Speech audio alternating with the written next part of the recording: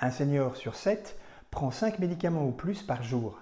Et en moyenne, les plus de 65 ans prennent 3 médicaments par jour. Si ces médicaments sont utiles et très souvent indispensables, ils peuvent être à l'origine d'effets indésirables et c'est de ce sujet dont nous allons parler dans cette vidéo.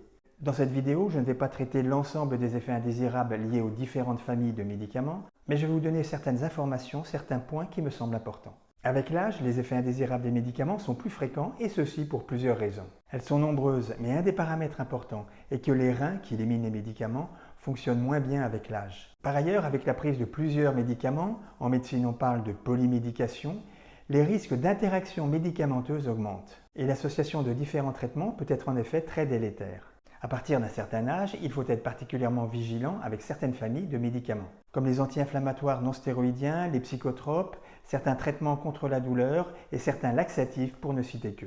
Il faut être aussi vigilant des effets anticholinergiques provoqués par certains traitements, c'est-à-dire des médicaments qui bloquent l'action d'un neuromédiateur appelé l'acétylcholine, qui est principalement présent dans notre système nerveux. Ces effets anticholinergiques se manifestent par ces symptômes, une confusion, une vision floue, une sécheresse buccale, des vertiges, des pertes d'équilibre, une difficulté d'uriner, une constipation, une élévation de la tension artérielle. Ce que l'on doit craindre particulièrement est un déclin cognitif lié à l'effet anticholinergique. Alors si vous constatez ce type de problème, n'hésitez pas à en parler à votre médecin ou à votre pharmacien. Alors parmi les médicaments à l'origine de cet effet anticholinergique, on peut citer des antihistaminiques comme l'hydroxyzine, des antipsychotiques, des antidépresseurs, des antiépileptiques, des antiparkinsoniens.